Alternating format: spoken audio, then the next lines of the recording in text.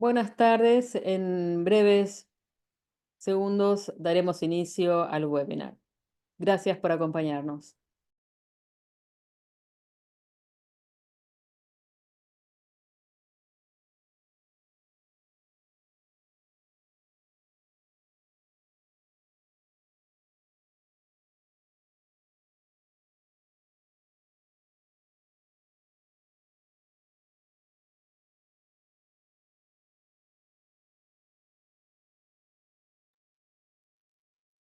Bienvenidas a todas las personas al webinar 2 llamado La importancia de cuidar al cuidador de salud dentro del programa para la formación en atención centrada en la persona.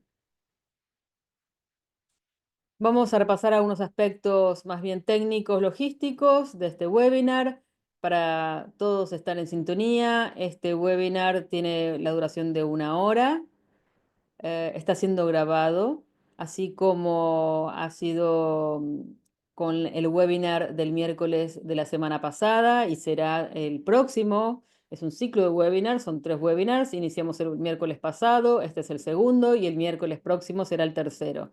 Todos están siendo grabados y el webinar de la semana pasada ya está disponible inclusive en la página del Ministerio de Salud del Paraguay. Vamos a dejar un espacio de preguntas y respuestas al final de las presentaciones, así que tienen a disposición justamente el icono de preguntas para hacer sus preguntas o comentarios, que con gusto y si tenemos el tiempo disponible, vamos a procurar también darle lugar para esa interacción. Sepan también, les recordamos que quienes están asistiendo a este ciclo de webinars reciben un certificado por cada uno de ellos. Así que aprovechen después para buscarlos y recibirán instrucciones acerca de cómo recibirlos y va a ser a partir del mail en el cual ustedes se inscribieron. Le doy la palabra entonces a la licenciada María Elena León. Muy buenas tardes para todas y todos. Un placer poder estar dando apertura a este webinario 2, que realmente es de suma importancia, el cuidado del cuidador en salud.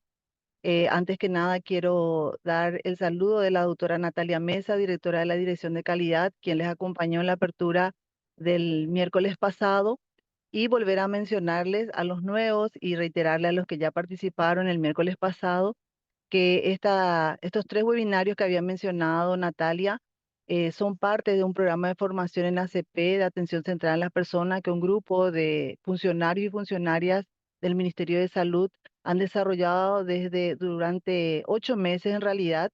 Estamos culminando, empezamos en mayo, concluimos justamente la semana que viene, donde fuimos repasando aspectos conceptuales, experiencias prácticas de cómo poder implementar la atención centrada en las personas en los ámbitos sanitarios. Y uno de los actores clave en este proceso es justamente el cuidador de salud. Y también vincular en ese sentido los conceptos y las experiencias que justamente 2 compañeras, una de Nacional y otra de Colombia, nos van a estar compartiendo durante esta jornada. Más que agradecerles nuevamente y les pedimos que puedan socializar con sus compañeros y compañeras el webinar siguiente y con esto poder seguir adquiriendo conocimientos y experiencias que nos puedan llevar a poner en práctica conceptos y experiencias que desde lo más pequeño y en un detalle pareciera no importante, estamos tratando de construir de a poco lo que es la atención centrada a las personas. Así que deseo que esta jornada pueda ser sumamente interesante para todos y todas y podamos compartir las experiencias entre todos y todas. Así que muchísimas gracias a todos y muchas gracias nuevamente a las panelistas y también a Natalia y a Pablo por conducir el webinario número 2. Y le esperamos para el webinario número 3. Muchas gracias. Muchas gracias, María Elena, por tus palabras. Bueno, y me presento. Yo soy Natalia Rexurch, psicóloga, les hablo desde Buenos Aires, Argentina, y trabajo, como verán ahí, unos logos ahí debajo a la derecha. Trabajo en el Instituto de Efectividad Clínica y Sanitaria de Argentina y representamos también a Plaintree. y es una organización académica sin fines de lucro que se dedica a la investigación, a la educación y a la cooperación técnica para la mejora del sistema de salud público en general. Y desde Plaintree, acompañando organizaciones también en el mundo en procesos de humanización del cuidado que tanto necesita el sistema de salud, ya sea para quienes reciben la atención como quienes la reciben. Eh, bueno, le cedo la palabra a mi colega, el doctor Pablo Alejandro Lemos, para que pueda presentarse.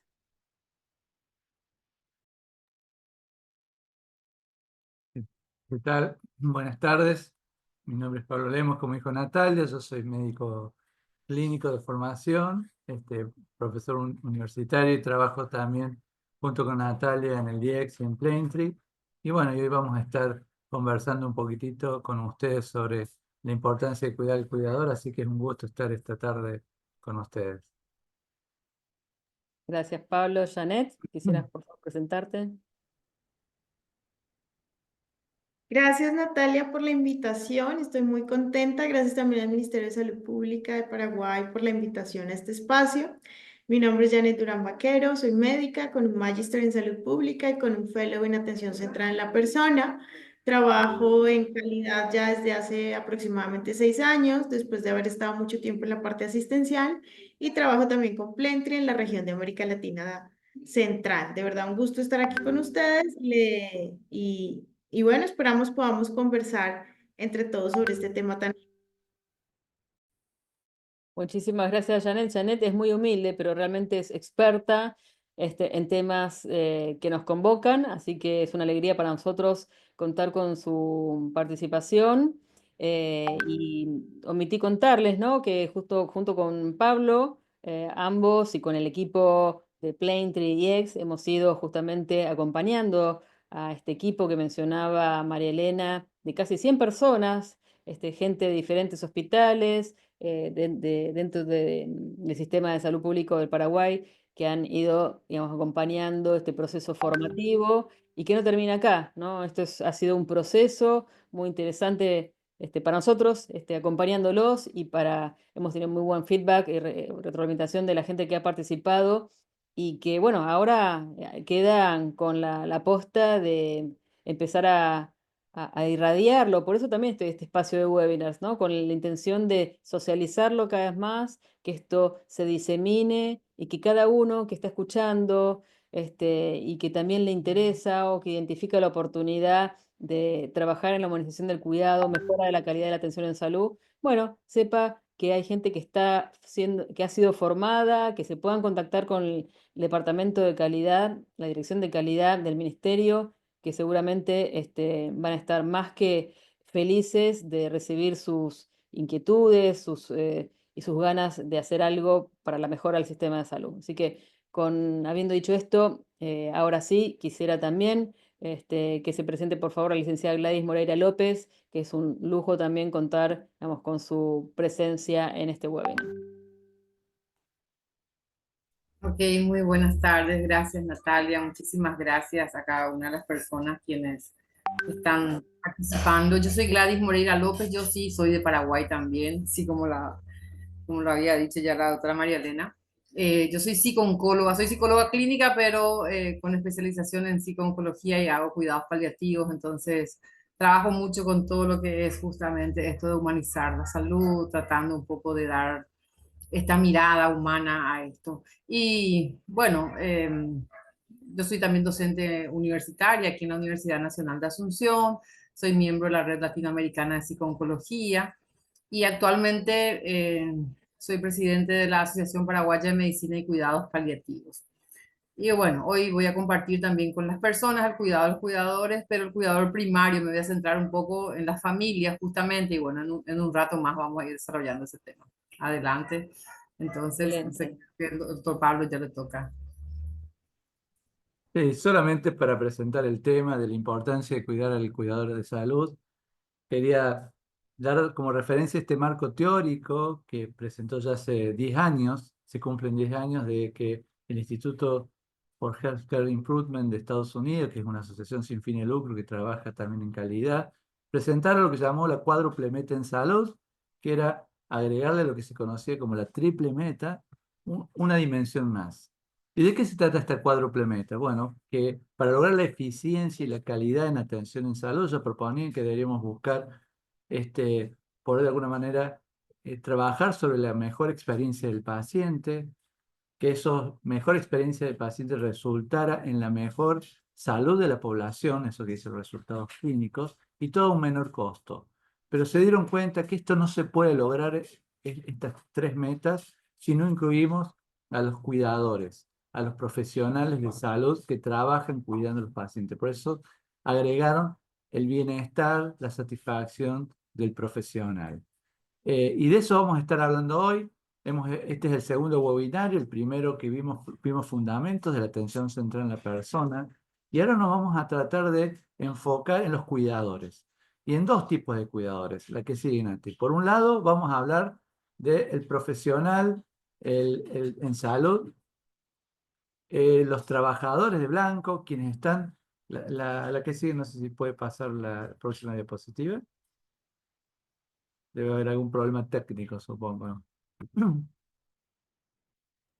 Bueno, Correcto. era solamente un dibujo de quién cuida el que cuida con el rostro de un eh, profesional de la salud, porque nos vamos a enfocar en los profesionales de la salud, pero también hoy eso va a estar un poco a cargo de Janet Durán, que nos va a estar contando un poco la importancia de cuidar a quienes nos cuidan. Eh, por otro lado, la licenciada Gladys va a estar hablándonos también de la importancia de cuidar al cuidador primario, a la familia, las personas que están atravesando el momento de tener a alguien enfermo dentro de su núcleo familiar y la importancia también de poner el centro del cuidado a estas personas que también sufren un gran estrés emocional al estar cuidando a un familiar enfermo. Y finalmente quería cerrar con una pequeña historia de algo que me pasó hoy. Hoy en una sesión con la directora de una importante clínica, un sanatorio de Argentina, conversando un poco sobre... Si no, yo enseguida presento yo, Nati, trato de presentar yo. ¿Te parece que hagamos así? Deja de compartir y comparto yo. Dale. A ver, vamos a ver si... Vamos a cambiar de presentador. Ah, ¿me puedo compartir yo? ¿Sí, no? Bueno, vamos a ver si lo tengo abierto, que esa es la gran duda. No, no lo tengo abierto. Dejo de No, pero creo, compartirlo. creo que ya lo logré yo, ¿eh? Ah, bueno, dale. Y lo que queríamos destacar, contar la historia de esta directora que estuve hablando hoy, conversando con Natalia, tuvimos una reunión con esta organización y la directora, la vamos a llamar M, que está trabajando ya hace un tiempo en atención central en la persona, en la humanización del cuidado en este sanatorio de la Argentina, ha empezado a hacer primero desayunos con personas que cumplen 30 años en la organización y empezó a invitar también a tomar un café a trabajadores de la primera línea. Y me contaba que en estos días invitó a dos técnicas de radiología que trabajan en el mamógrafo, dos técnicas de mamografía, a tomar un café con ella, con la directora. Las invitó al bar. Obviamente fueron muy asustadas, pensando, ¿por qué la directora nos cita en el bar? Pensando que se venía algún reto, alguna mala noticia. Y era todo lo contrario. Era M, la vamos a llamar M, tratando de conocer cuáles eran las inquietudes que ellas tenían, qué es lo que necesitaban, cómo se las podía ayudar. Y obviamente ellas terminaron diciendo la frase de que algo está cambiando en el sanatorio. Y eso es lo que produce cuando empezamos a cuidar y cuidarnos. Empezamos a enfocar en cada una de las personas que trabajan dentro de una organización. Por eso vamos a escuchar un poco por qué es importante centrarnos en los que cuidan, escuchando esto a Janet, que nos va a contar un poquitito por qué es importante centrarnos en quienes nos cuidan. Janet. Gracias, Pablo. Voy a hacer una breve introducción. Luego retomaré el tema después de la intervención de Gladys, pero es fundamental y es lo que nosotros de alguna manera en todas las culturas de atención humanizada centrada en la persona o de atención centrada en la persona o de humanización hablamos, y es la importancia de crear lo que nosotros llamamos las culturas de compasión y empatía. Y esas culturas de compasión y empatía nacen de cuidar al cuidador, de cuidar a nuestros colaboradores de salud. Y de alguna manera, como ustedes ven, cuando uno descuida al cuidador, termina descuidando al paciente, porque son los que le están dando la cara y como siempre decimos, no puedes dar de lo que no tienes. Si tú estás en un ambiente hostil, donde tú no puedes hablar con tus líderes, donde el maltrato es la norma, es muy difícil que tú entres a trabajar y a cuidar a ese paciente, a ese familiar e incluso te empieces a cuidar a ti mismo. Siguiente, Nati. Y ahí es donde nosotros vemos precisamente lo que es el burnout. Cuando se genera esa fatiga, ese cansancio, esa falta de empatía y compasión, porque no hay esa cultura, porque en la organización lo que existe es el maltrato, empezamos a hacer un término que se llama la fatiga por compasión. Y es cuando yo dejo de preocuparme por el otro, porque ya esto me está generando una carga, y terminamos en el síndrome del burnout. Entonces, para nosotros es fundamental que cuando se habla de atención centrada en la persona, se hable de cuidar a las personas que trabajan en la organización, que son las que finalmente están en contacto directo con pacientes y familias. No queremos que lleguen a burnout porque eso compromete la calidad de vida, la calidad en el cuidado y muchas veces incluso compromete la vida de los profesionales.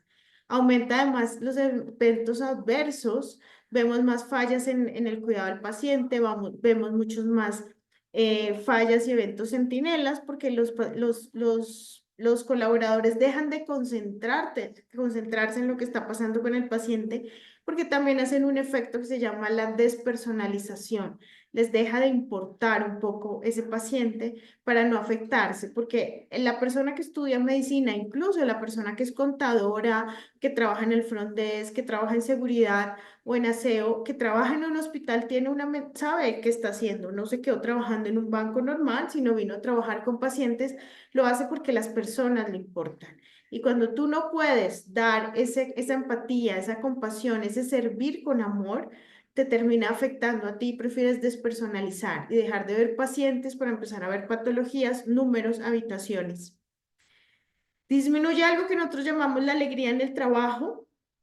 La persona se desconecta de su vocación de servicio, empiezan a tener altas rotaciones de personal y además una falta constante de compromiso en lo que yo estoy haciendo.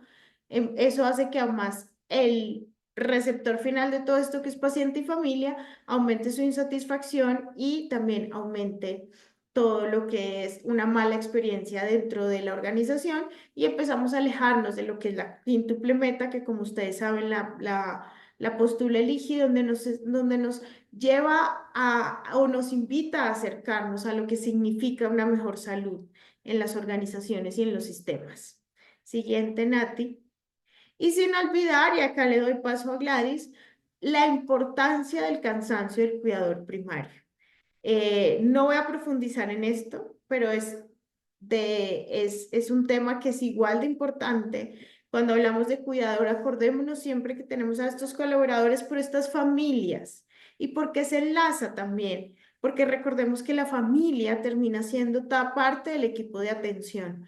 No es simplemente una persona más, no es simplemente alguien que viene a visitar, es parte de ese equipo de atención que está constantemente con el paciente, quien influye mucho en los resultados de salud del paciente. Entonces, como organización tenemos que empezar a ponerle atención a nuestro colaborador de salud y a ese cuidador primario o a ese familiar que está con ese paciente que también es parte de nuestro equipo de salud. Y con esto le doy paso a Gladys, quien nos va a contar mucho más de este tema de cuidar a ese cuidador. Muchas gracias, Janet. Bueno, entonces yo voy a hablar un poco de lo que es la atención a la familia, porque también es unidad de cuidado. La familia es el continente más, ¿puedes ir pasando, por favor, Natalia? La familia es el continente más importante de la persona, del paciente, justamente, y la familia como sistema también se ve afectada cuando uno de sus miembros enferma, sobre todo cuando estamos hablando de una madre de familia, de un padre de familia, y los hijos en ese momento tienen que entrar en el cuidado. Entonces, es un elemento activo en el proceso terapéutico y también requiere cuidado para a su vez seguir cuidando al paciente, por lo que también es importante crear un espacio y tenemos que hacernos cargo de esos familiares, quienes están angustiados, quienes están muchas veces con mucha incertidumbre, sobre todo cuando los pacientes están, por ejemplo, en terapia intensiva o en terapia intermedia o en una unidad donde no tiene un contacto continuo con su paciente. Allí se exacerba justamente la ansiedad, se exacerba la incertidumbre y bueno, es en ese momento que tenemos que tener una mirada empática, atender, asistirlo. Entonces el padecimiento de una enfermedad amenazante para la vida siempre supone una fuente de estrés que implica unas alteraciones emocionales como funcionales, por supuesto. Entonces, ante la presencia de estos síntomas, puede haber muchas veces dificultades familiares, producto justamente del malestar emocional, no están de acuerdo, hay cambios en la dinámica de la familia y muchas veces esto altera también no solamente la funcionalidad, sino también lo emocional, lo económico, lo social, afecta en el sistema justamente. Entonces tenemos que atender y tenemos que tener en cuenta también estos cuidados. ¿Por qué? Porque puede venir lo que es esta claudicación. La claudicación familiar que solemos ver, tenemos la claudicación, bueno, hay varios tipos, la claudicación emocional, la claudicación por salud, bueno, pero la claudicación familiar viene a ser esta incapacidad de brindar una respuesta adecuada, apropiada a las demandas que requiere el paciente o que tiene el paciente, mejor dicho. Entonces no puede satisfacer esas necesidades y se manifiesta en esa dificultad de mantener una comunicación positiva, una comunicación adecuada entre los miembros sanos y el equipo terapéutico, que somos nosotros quienes estamos cuidando a ese paciente. Y muchas veces la calidad de cuidado se va a ver comprometida debido a estas dificultades, debido a estas fallas en la comunicación, debido a estas dificultades que se generan justamente a raíz de esta claudicación propiamente. Siguiente. Entonces, si esto no se resuelve, se ve el abandono emocional del paciente o la ausencia en sus cuidados, en los cuidados prácticos, y muchas veces genera culpa también esto en los propios familiares, ¿no? Porque como que quiere seguir cuidando, pero a la vez está cansado, está decepcionado, hay dificultades, como decía, en la comunicación, no se entienden, están discutiendo ahí quién le va a cuidar, porque esto sucede sobre todo cuando tenemos una enfermedad crónica, hace ya cuánto tiempo, depende de qué. Siguiente, por favor, justamente vamos a ver que va a depender de cuánto tiempo ya está enfermo ese paciente, de cuánto tiempo lleva hospitalizado, de cuánto tiempo está en tratamiento. Y existen varios factores desencadenantes. Muchas veces las propias familias desestructuradas, con vínculos emocionales frágiles, con problemas así no resueltos, divisiones familiares que ya se han venido dando a priori, que no se hablan entre hermanos, en fin, esas cosas hace que uno se canse más porque muchas veces recae en uno solo. Un cuidador principal que trabaja fuera del domicilio, entonces que debe también seguir aportando económicamente y debe compaginar esta responsabilidad tanto del trabajo como de su propia familia, muchas veces de su casa, y también cuidar a ese familiar enfermo, ¿no? Entonces, ese es un factor desencadenante para que se pueda desarrollar la claudicación. Lo ideal es no llegar a eso justamente. La negación de los familiares de una realidad de la enfermedad o su gravedad, cuando tampoco la familia asume que esta situación se está agravando, cuando existe diferencia de criterios respecto a la información, se suele ver, y la próxima semana justamente se va a estar hablando de todo lo que tiene que ver con la comunicación asertiva, de trabajar la conspiración del silencio en el siguiente webinar, se va a hablar de esto justamente. Entonces es importante tener en cuenta que muchas veces hay diferencia, un hermano no quiere que se le diga el diagnóstico, la otra sí, no quiere que se le diga la gravedad de la situación. Entonces, todos esos factores hacen que haya una diferencia o algunas o muchas diferencias entre los miembros y genera esa desestructura. Cuando la enfermedad es muy larga, como ya decía, los síntomas que a veces son muy complejos, son difíciles de controlar, sobre todo cuando hay múltiples síntomas y es compleja también, es complejo también el cuidado, ¿sí? Siguiente. Entonces, sí, esta es una escala de sobrecarga del cuidador. Esta es una escala de validación chilena, es cortita la escala abreviada justamente, donde nosotros tenemos, yo no sé si de pronto algunas personas aquí son cuidadoras, porque muchas veces también recae en el personal de salud cuando el familiar, uno de los familiares, la mamá, por ejemplo, no, ella, la hija, ella es médica o es enfermera o es un profesional de salud, generalmente recae en esa persona el cuidado, porque ella entiende, porque ella es la que tiene contacto, porque ella puede entenderle mejor a ese familiar, y entonces cuesta.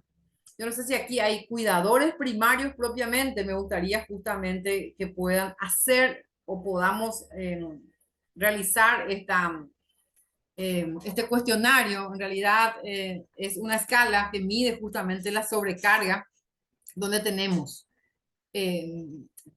siguiente, no, todavía no es el siguiente. Tenemos la siguiente respuesta. Nunca es 1, rara vez es 2, 3 algunas veces, 4 bastante veces y casi siempre 5. ¿No? Entonces, si usted piensa que debido al tiempo que dedica a su familiar no tiene suficiente tiempo para usted, y bueno, y a veces, o bastante veces, no tiene tiempo para usted como persona, como familiar está hablando, ¿sí? Entonces, vamos a puntuar, ustedes van a puntuar cada uno de acuerdo a lo que siente, de acuerdo a lo que piensa, ¿sí? Entonces, el siguiente ítem dice, se siente agobiado por intentar compatibilizar el cuidado de su familiar con otras responsabilidades, porque el trabajo o la propia familia, por ejemplo, ya está casada o ya está en pareja, tiene hijos, también tiene que compatibilizar sus propias obligaciones con su familia nuclear y la tiene la madre o la tiene el padre enfermo o al hermano o algo así, ¿no? Entonces, si se siente agobiado, bastante veces van a marcar 4, si es casi siempre van a marcar 5. El siguiente ítem, piensa que al cuidar de su familiar, ustedes recuerden, mi hermano es fulano, entonces piensa que al cuidar de, qué sé yo, José, eso afecta negativamente la relación que tiene con otros miembros de su familia, con otros miembros que estén sanos. Y también puntúan. La siguiente pregunta o el siguiente ítem, piensa que su salud ha sido afectada debido a que cuida a su familiar, porque también suele pasar eso. Y si no pasó, entonces lo ponen 1, y si pasó alguna vez, ponen 3, o raras veces 2. Se siente tenso cuando está cerca de ese familiar o ese familiar enfermo, el paciente, ¿no? También van puntuando. Siente que ha perdido el control de su vida desde que comenzó la enfermedad de este familiar, también van puntuando. Y globalmente, ¿qué grado de sobrecarga experimenta por el hecho de cuidar a su familia? La sobrecarga.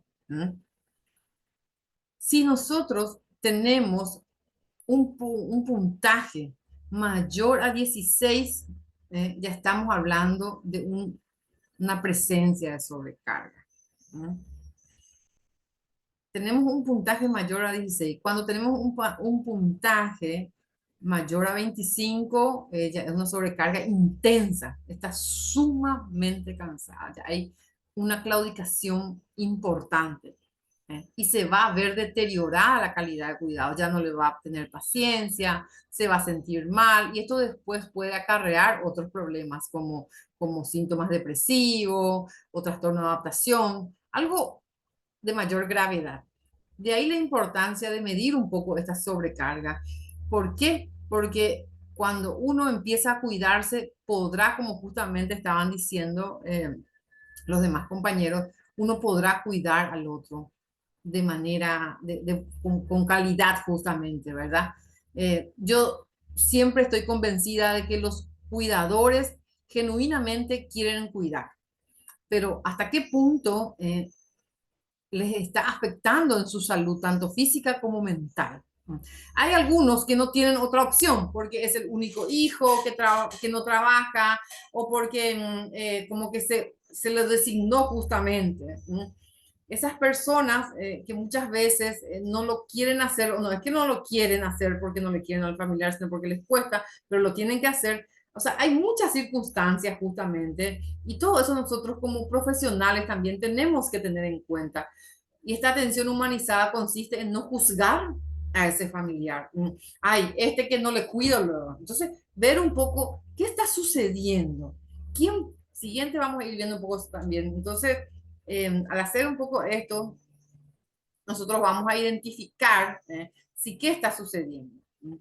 Cuidar al paciente es una actividad dura, estresante y frustrante, tanto física como emocionalmente.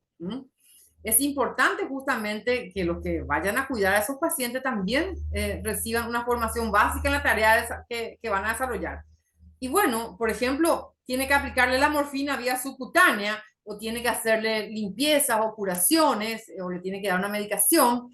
Eso también requiere de un proceso de psicoeducación, de un proceso de entrenamiento con el familiar. O sea, Gladys, eso hace...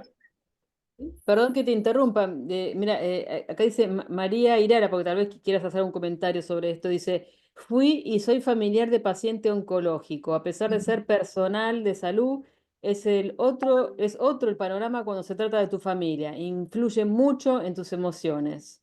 Y dice, aunque sepas manejar la situación como profesional, te afecta de sobremanera. Es totalmente así, porque sobre todo, porque uno sabe lo que puede pasar. Y cuando es profesional de salud, como tiene ya ciertos conocimientos, es mucho más duro justamente esto, ¿sí? Porque sabe lo que puede pasar. Y muchas veces los propios profesionales de salud, como que, su hija es enfermera o su hija es doctora, entonces ni siquiera le explica mucho, ni siquiera tiene una buena comunicación porque supone muchas cosas, ¿eh? Como ya sabe, y como bien ella lo dice, es mucho más difícil muchas veces para nosotros.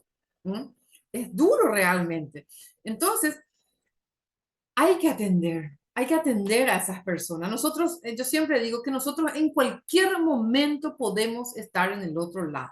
En cualquier momento podemos ser o el propio paciente o el propio familiar también, ¿no? Y cuando nos pasa a nosotros es mucho más difícil, requiere mucha energía emocional, hay una sobrecarga, ¿no? Entonces, y no claudicar es difícil, sobre todo cuando esto se torna ya crónico, por eso decía, depende de cuánto tiempo, ¿no? Y también en la intensidad. A veces hay síntomas complejos, hay dolor, hay escara, hay dificultades respiratorias. Bueno, un paciente oncológico cuando está durante su tratamiento de la quimioterapia, con todos los efectos de la quimioterapia y empieza a complejizarse, sobre todo cuando se empieza a hacer metástasis o empieza a complejizarse propiamente, a complicarse la situación, ahí es cuando más difícil es, ¿verdad? Siguiente, por favor. Entonces es importante cuidar al cuidador, es fundamental. Y un buen cuidado debe incluir una buena comunicación con el enfermo y sus familiares, por supuesto. Con el familiar también hay que hablar. Suele suceder cuando las familias son muchos y vienen, uno te pregunta, después viene el otro y también pregunta, y entonces como que uno, ya hablé con, ella era quién, hablé con esta hermana, viene la otra hermana y así. En nuestro país sucede mucho esto, justamente, ¿verdad? Porque las familias extensas también viene la tía, justo esta que vivía en España, viene pregunta y empieza a cuestionar, por ejemplo. Es importante identificar quiénes son los cuidadores principales, se conversa con ese cuidador principal y con eso se designa justamente para que a su vez esa persona sea el portavoz de los demás familiares o se hace una reunión familiar. Lo más conveniente es hacer, bueno, les citamos y todos los que quieran venir vienen y conversan. Entonces, es una adecuada comunicación va a favorecer también un cuidado espiritual que también forma parte de la dimensión del ser humano, un cuidado psicológico para atender también estos cambios emocionales, la labilidad emocional que muchas veces solemos escuchar esto, ay, este familiar tan pesado, ay, este familiar tan difícil, porque esos son los términos que utilizamos un poco aquí en el hospital. Es el familiar quien demasiados requerimientos tiene, es muy solícito. Entonces, algo sucede también. Ese familiar no se está adaptando. Y por supuesto, la asistencia médica no solamente implica la administración de fármacos, sino satisfacer esas necesidades más elementales, ¿verdad? Que es escuchar, muchas veces no dar falsas esperanzas. Bueno, esa parte de comunicación les va a hablar mucho mejor la próxima semana la doctora Soledad Valle.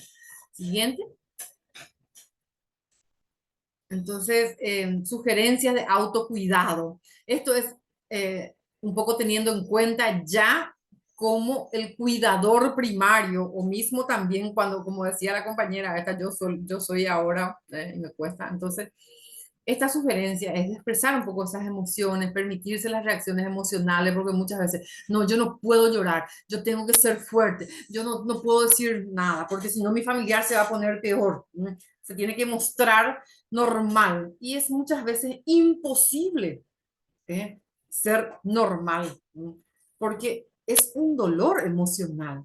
Entonces hay que expresar. Las emociones de por sí no son malas. Las emociones son emociones, ya sea tristeza, ya sea rabia, ya sea frustración. ¿Cómo expresamos las conductas las que son negativas? Si yo estoy enojada, me voy y tiro cosas, eso está mal. La conducta es negativa, la emoción en sí es emoción.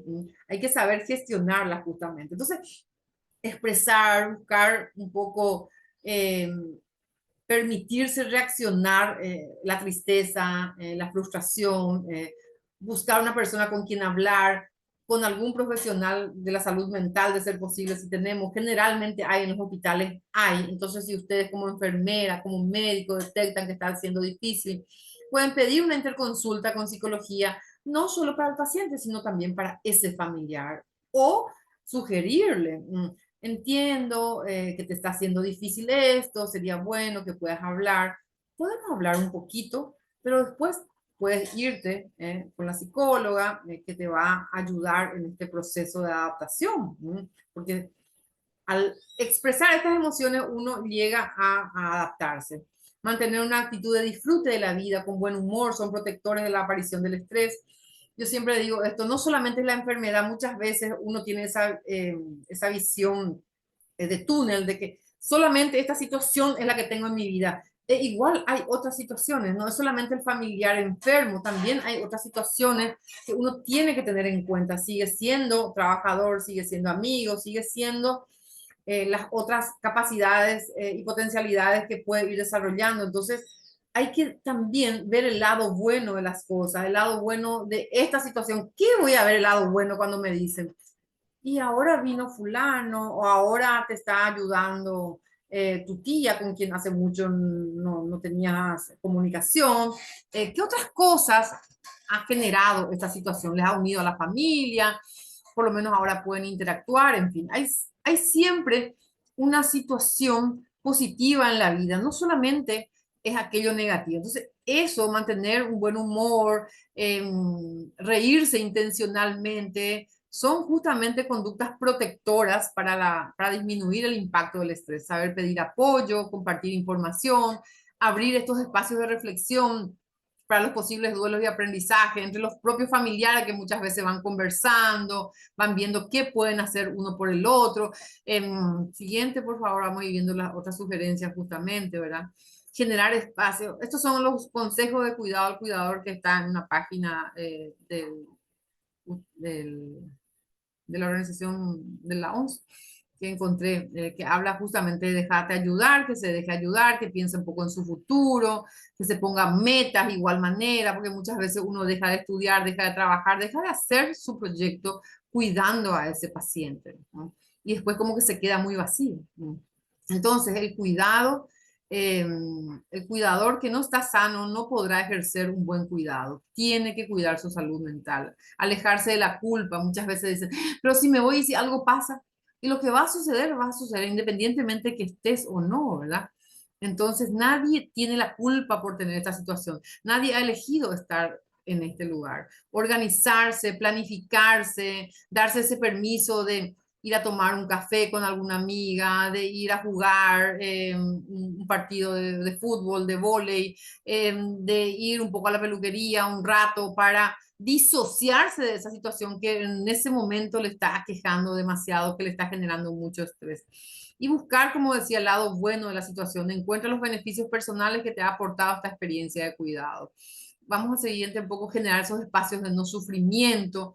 Los espacios de no sufrimiento, habla Gonzalo Brito, que es un psicólogo español, son los lugares, las personas, las situaciones que te generan bienestar. Hay momentos, lugares o personas con quienes vos te sentís súper bien. Esos son los espacios de no sufrimiento y hay que tener eso, porque es lo que va a ayudar a equilibrar esa balanza del estrés. Y a todos nos pasa eso, tanto para cuidadores primarios como para nosotros los cuidadores profesionales, ¿verdad?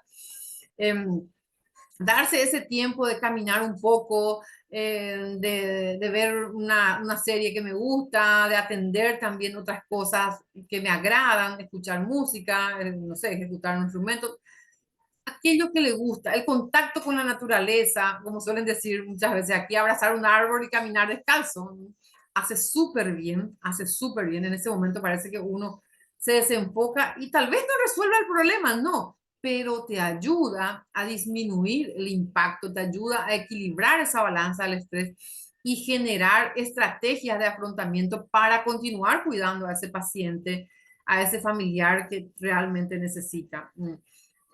Pintar mandalas, trabajar con algunas manualidades, con plantas, en fin, lo que le guste. Por eso habla de tener espacios de no sufrimiento. Esas son conductas protectoras justamente.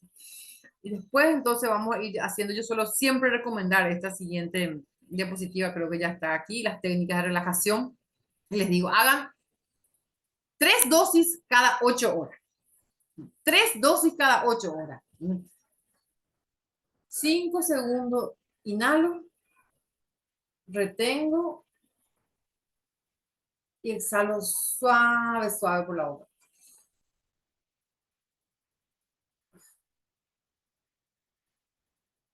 Descansamos un rato, siempre con la debida pausa, no continuamos porque si no puede hiperventilar. Una siguiente vez.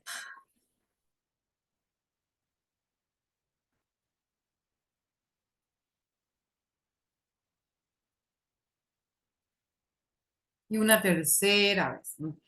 A la mañana levantarse, a la siesta luego del almuerzo y a la noche antes de dormir. Yo les prometo que en 2 semanas, ustedes haciendo esto de una manera rutinaria, se van a sentir mucho mejor. Cuando está más tenso, pueden apretar puños y levantar el hombro, así como que tensar y relajar. Eso ayuda mucho también a disminuir todos estos dolores así del cuello, la espalda, que todo eso genera el estrés debido a esa situación que uno está pasando. Son ejercicios cotidiano que no requiere mucho tiempo, tampoco tanto entrenamiento, no es complicado. Yo, de hecho, que yo tengo luego grabadas unas cuantas técnicas y les suelo mandar así por WhatsApp a los pacientes o familiares para que lo puedan realizar siempre. Bueno, esas son un poco recomendaciones prácticas que ustedes mismos pueden hacer, que ustedes pueden mandar a hacer justamente a sus familiares, pacientes a quienes están cuidando. Muchísimas gracias. Si me continúa Janet, por favor. Gladys, muchísimas gracias por todo este aprendizaje que nos has dado. Desde mi punto de vista, acá les cuento que yo soy cuidadora de mi mamá y creo que todos estos ejemplos y ejercicios y recomendaciones que nos da Gladys son fundamentales a la hora de cuidarse y de cuidarnos. Y precisamente después de haber entendido el papel que tiene la familia dentro del cuidado, el cuidador formal, el cuidador informal, muchas veces muchos familiares son cuidadores informales o se vuelven cuidadores de un momento a otro en un momento agudo de enfermedad o en un trauma. Reconocerlos y integrarlos a programas formales dentro de la organización también se vuelve vital. Hay que entender que somos cuidadores, hay que cuidarnos, pero también nosotros como organizaciones de salud, si tenemos un enfoque de atención central en la persona, se vuelve muy importante que creemos espacios, que creemos programas de cuidar a esos cuidadores, que como bien nos invita Plentry en algunas organizaciones o como lo denominamos ese socio cuidador. Cómo los cuidamos a ellos y cómo les damos herramientas para ese autocuidado y cómo les damos herramientas para cuidar mejor a ese familiar. Y de ese gran e importante actor del sistema de los pacientes y de todo su sistema, de todo su universo, pasamos también a ese colaborador. a ese trabajador en salud que está constantemente de cara a paciente y familiar y que muchas veces es una foto de una huelga que hicieron en México, donde preguntan, ¿y a nosotros quién nos cuida? Muchas veces, y fue parte de todo este gran cambio que vino haciendo el sistema de salud, que empezó con cuidamos al paciente, patient first, atención centrada en el paciente, hacer esta transformación de atención centrada en la persona, donde además tenemos una mirada mucho más transversal y mucho más sistémica a todos los diferentes actores que están en una organización. Y no son solo los pacientes y sus familias, también están estos colaboradores. Entonces, a nosotros, ¿quién nos cuida? No tenemos garantías laborales. Y esto es lo principal. Cuidar a nuestros colaboradores es lograr una cultura de empatía y compasión que les comenté al principio. Siguiente. ¿Y por qué es tan importante el talento humano en salud? Porque es que la cultura la hacen las personas y que si que nosotros queremos una cultura de atención centrada en la persona, no tenemos que mejorar nuestras infraestructura, que tiene cosas importantes de la atención centrada en la persona, pero no es lo único. No tenemos que enfocarnos en generar protocolos, políticas, servicios, hacer una cantidad de charlas, sino trabajar en las personas que trabajan en nuestras organizaciones para que se genere una cultura de empatía y respeto. Y es que el éxito de la atención centrada de la persona está totalmente anclada a cómo están los colaboradores, porque son los que interactúan, pero tenemos es que darles herramientas, tenemos que formarlos, tenemos que volver a reconectarlos con el compromiso de por qué estoy trabajando en una organización de salud y darles un bienestar, darles herramientas de autocuidado. No podemos hablar de autocuidado si de manera organizacional no se dan las características o no se dan los espacios para este bienestar, este autocuidado.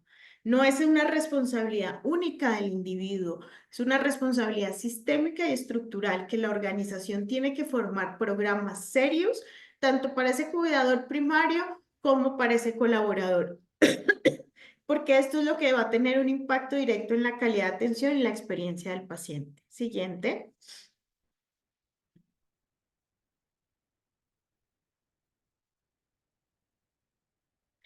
¿Y qué podemos hacer para que empiece a haber esa creación de cultura y que debe hacer también la organización desde sus áreas de talento humano? Empezar a hacer esa interacción humana personalizada. Eso que nos contó Pablo es tan fácil, no cuesta nada y es que el gerente de vez en cuando se reúne a tomar un café. Hace algún tiempo cuando hacíamos un grupo focal en una organización, una persona nos decía, puede ser esto una bobada, pero es súper importante para mí que la gerente nos conoce a todos por el nombre y nos saluda cuando llega. Y lo primero que ella hace antes de ir a la oficina es pasar por todos los servicios a ver cómo estamos. Entonces, ¿cómo empezamos a hacer esas cosas por nuestros colaboradores? Escucharlos, hablar con ellos, ponernos en el lugar de ellos, de qué necesidades tienen, como el Día de la Familia, qué pasa en Navidad, qué pasa en el Día de la Madre, el Día del Profesional, muchas cosas que nos ayudan a conectar con ellos. Empezar a trabajar en estas culturas organizacionales donde hay una cantidad de herramientas como es Empresa Familiarmente Responsable, que es una empresa española que se dedica totalmente al trabajo de cuidar a los profesionales de salud en las organizaciones. Tenemos proyectos como Alegría en el Trabajo del IGI, tenemos también el Best Place to Work, todo este tipo de organizaciones que nos han enseñado que se deben crear culturas organizacionales que dejen de ser tan jerárquicas y que nos inviten a todos a trabajar desde la empatía y la compasión, la importancia de este bienestar y la capacitación y el desarrollo continuo de nuestros colaboradores. El burnout, como les decía, compromete la calidad de vida y la calidad del cuidado. Por eso se vuelve tan importante esa alegría y esa vitalidad en el trabajo y todas las estrategias deben estar abordando o se deben centrar en bienestar físico, bienestar emocional, crear seguridad psicológica que es fundamental en las organizaciones porque es lo que nos ayuda a nosotros a poder estar en libertad y trabajar y ese crecimiento y compromiso del profesional. Siguiente. Y acá en este artículo, que no voy a detenerme mucho, pero si quieren pueden tomarle una foto, es de libre acceso, para que empiecen a ver cuáles son esas estrategias y aquí nuevamente nos invitan a que sea un trabajo estructural. Hay factores individuales, hay factores de trabajo, hay factores organizacionales e incluso nacionales que son los reglamentos de laboral, pero es importante cómo empezar a trabajar en estrategias para que se promueva ese compromiso y se disminuya el burnout, pero es algo que tenemos que trabajar nosotros como organización. ¿Y cómo lo hacemos nuevamente? Desarrollando estas habilidades, impulsar esa inspiración y ese trabajo en equipo. Hay que conectarse. Cuando yo estoy conectada con mi sentido de propósito, ¿por qué yo vengo a trabajar acá? ¿Por qué yo vengo porque soy enfermera? ¿Por qué soy facturador de un hospital? Todo eso a mí me ayuda a entender cuál es mi rol. Empezar siempre a trabajar en compasión, pero desde la habilidad de la compasión, generando formación en las personas. Incorporar la compasión desde el alto liderazgo, desde nuevamente sentarse a tomar un café, preguntarles qué necesitan. Me voy un poquito a esta serie de New Amsterdam, que lo primero que hace el gerente cuando llega al hospital es qué necesitan para hacer las cosas bien. Para eso está el líder. ¿Qué necesitan de mí? ¿Qué herramientas necesitan para hacer las cosas mejor? Y siempre trabajando en un propósito común. Por eso es tan importante crear la cultura de las organizaciones que tienen una misma visión y para los pacientes y los colaboradores. Siguiente. Nuevamente, promover un ambiente compasivo donde haya herramientas importantísimas como es el apoyo emocional, así como Gladys hablaba del cuidador primario a los colaboradores y hay una teoría muy linda desde cómo se ve la muerte, desde la primera, segunda y tercera persona y todos estos procesos del final de vida y esa tercera persona es que en algún momento se describió como el profesional de salud que no le duele al profesional de salud, sí le duele la muerte. Entonces, ¿qué vamos a hacer cuando los pacientes, y lo vimos en pandemia, muchos profesionales entraron en burnout de ver esa continua sobrecarga y esa mortalidad tan alta de sus pacientes? Entonces, ¿cómo vamos a crear programas de apoyo emocional para ellos cuando los pacientes fallecen, cuando hay problemas, cuando ellos se presentan un evento adverso? ¿Cómo hacemos ese cuidado de esa segunda víctima? El aprendizaje, que es una fuente de inspiración, como muy bien dice Plentry, es la única manera de nosotros empezar a cambiar nuestra mentalidad, nosotros empezar a ver nuevas cosas, empezar a entender, a tratar de derribar esa resistencia al cambio es a partir de entender por qué funciona, con evidencia para los profesionales de salud médicos que aman la evidencia, con experiencias, empezar a generar estos espacios de charla donde las personas vean otras fuentes con benchmarking, donde vean otras organizaciones cómo lo hacen para poder lograr y empezar a generar estos ambientes. Una interacción y una colaboración diaria, pero también en espacios reales. Empezar a promover espacios donde la gente se integre, tengan espacios para charlar, un cafetín, un espacio donde ellos puedan hacer ir a jugar fútbol si lo desean, crear un equipo, un torneo, espacios reales donde realmente no todo sea formal y porque se dice, sino que nazcan. Ese equilibrio tan importante entre el trabajo y la vida y la cultura de reconocimiento que es vital.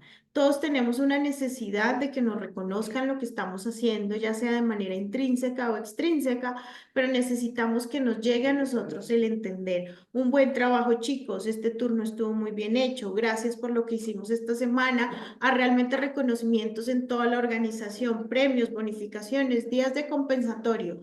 Pero los colaboradores necesitan que alguien les diga de vez en cuando lo hiciste bien y entre ellos se fomente esa cultura de agradecimiento, gratitud y reconocimiento. Importantísimo para líderes y gerentes. Ser accesibles y adorables también, pero abordables es principalmente la palabra en cualquier momento que existan estos liderazgos de puertas abiertas. Reconocer la importancia y lo complejo que es trabajar y también entender cuándo yo no puedo hacer esa tarea, no porque yo no me haya puesto la camiseta porque yo no quiera, sino porque a veces yo no puedo llegar ahí. Estimular participación, también entender las oportunidades y las fallas como oportunidades de aprendizaje, hablar de manera clara, directa y ser muy transparente, porque muchas veces, y más por ejemplo cuando hay crisis económicas, crisis de salud, no se cuentan las cosas y esto genera unos ambientes laborales muy tóxicos, también unas límites en lo que se acepta y lo que no se acepta dentro del maltrato y lo que llamamos la cultura justa. Siguiente. Y una invitación a todos a romper la cadena del grito. El maltrato, así como la compasión y la empatía, son una cadena. Sí, esto es un ejemplo de una serie que se llama Cómo conocí a tu madre, pero realmente lo que él explica es, si a mí me grita el gerente, yo voy y le grito a mi esposa a mi hija al pobre gato. Y esto nos pasa todo el tiempo en el hospital, el cirujano general al residente, el residente a la enfermera al auxiliar y el auxiliar al paciente. Entonces lo que tenemos que empezar es a romper estas cadenas del grito, empezar a tratarnos con amabilidad, compasión y empatía para lograr tener unos ambientes mucho más aceptables. Siguiente. Y finalmente, el propósito de la atención sanitaria no es proporcionar fármacos ni cambiar un vendaje, no es el tratamiento, es ayudar a la gente a llevar vidas tan valiosas, autónomas y significativas como sea posible. Ese es nuestro propósito, ayudar a que los colaboradores y que los pacientes y que las familias logren tener una vida valiosa, una vida con un significado, y para eso es que está el sistema de salud y las organizaciones. Muchas gracias. Al contrario, gracias, Janet. Nos quedan pocos minutitos. La verdad, un lujo, un placer escucharlos. Uno, digamos, dispara un montón de ideas, de reflexiones, pero me voy a limitar a leer algunos comentarios del chat, muchos agradecimientos, por lo que han ido escuchando por todos por ustedes. Dice, por ejemplo, Herminio, ¿no? Una pregunta. Dice, los factores a tener en cuenta para la vitalidad en el trabajo, Janet. Me imagino que se hace referencia al programa Alegría en el Trabajo del IHI. Si Bueno, la quieres alegría en tu aclararlo. trabajo Ujú. es un gran conjunto de dimensiones en las cuales tienen que trabajar varias personas. Tienen que trabajar desde gerencia, desde el compromiso de los profesionales y desde el compromiso de los líderes medios, donde se trabaja en seguridad psicológica y física, gestión participativa, co-creación y colaboración, mejora diaria, sistemas de bienestar. Lo que nos invita a la alegría en el trabajo es a trabajar en algo muy importante, que es el codiseño y la coproducción con los mismos colaboradores. Preguntarles qué necesitas y que ellos mismos nos digan qué necesitan para hacer mejor su trabajo. Eso demuestra y aumenta niveles súper importantes. Entonces es así como hay una invitación a trabajar con pacientes, a codiseñar con pacientes, tenemos que codiseñar y co-crear con colaboradores, crear ambientes de seguridad psicológica donde ellos puedan decir, esto no me gusta, esto sí me gusta. Son adultos y tienen la responsabilidad y saben lo que pueden hacer y no hacer. Entonces es un poco lo que se trata alegría en el trabajo. Lo puedes buscar en la página del IGI, ahí está todo lo que se llama el marco teórico y el libro blanco, donde encuentras básicamente cómo es la estructura y lo pueden poner en acción en sus organizaciones. Excelente. Y nosotros, de hecho, nos consta, hemos corrido experiencias con muy buenos éxitos, sobre todo Janet también liderando en diferentes países. Así que los animo a buscar más información sobre eso. Para Gladys, dice Daniela, buenas tardes. ¿Cómo gestionamos la ansiedad durante el proceso del cuidado a un paciente? No sé si hay algo que puedas mencionar, digamos, muy cortito. Bueno, justamente esto que decía, estas técnicas de relajación es muy importante, hacer preguntas y respuestas racionales, buscar una respuesta, porque la ansiedad, ¿qué dispara? La incertidumbre, el miedo, entonces hay que responder a eso, porque la ansiedad siempre tiene un evento activador, y ese evento activador es la incertidumbre, es qué va a pasar. Entonces buscar responder esas preguntas ayuda mucho, y sobre todo esto que decía, las técnicas de relajación, salir un poquito a caminar, beber un té despacito, en sorbos lentos, suave, porque uno está tan nervioso muchas veces, entonces eso ayuda por lo menos a disminuir. Y después de esto, bueno, vemos qué hacer ante esa circunstancia, porque la ansiedad tiene síntomas físicos, síntomas cognitivos, síntomas emocionales, en fin. Entonces, de acuerdo a eso, ir ya específicamente a lo que más incomoda, ¿sí? Bueno, muchas gracias. Lamentablemente están surgiendo cada vez más comentarios y preguntas. Se nos ha acabado el tiempo. Pero una de las preguntas que nos hacen es si se pueden tener acceso a este contenido nuevamente. Sí, esto, como decíamos al principio, está grabado y en los próximos días va a estar a disposición de todos ustedes a través de los canales del Ministerio. Por último, y para cerrar, no se pierdan, como les decíamos al inicio, este es un ciclo de 3 webinars. Ojalá que haya más el año próximo, pero por lo pronto no se pierdan el último, que va a ser mismo horario, el mismo día del miércoles de la semana próxima, donde ya nos contaron más de una vez acá los colegas. El tema va a ser comunicación empática y su impacto en salud, ¿sí? Bien concreto, Natalia, específico y relevante. María Elena, sí. sí, muchas gracias. Solamente agradecerles nuevamente a las panelistas y quería ser precisa, sobre todo con los colegas y profesionales que están. Va a estar en el YouTube del Ministerio de Salud. Cuando ustedes entren en la página, busquen YouTube y ahí van a encontrar las grabaciones. Ya está la 1, como mencionamos al comienzo, y en los siguientes días, como dijo Natalia, vamos a estar teniendo la webinar 2 y así sucesivamente. Muchas gracias a todos. Gracias, María Elena, por la aclaración. Bueno, sin más, les deseamos que terminen muy bien el día y los vemos, ojalá, el próximo miércoles. Que estén muy bien. Hasta pronto. Chao a todos. Gracias.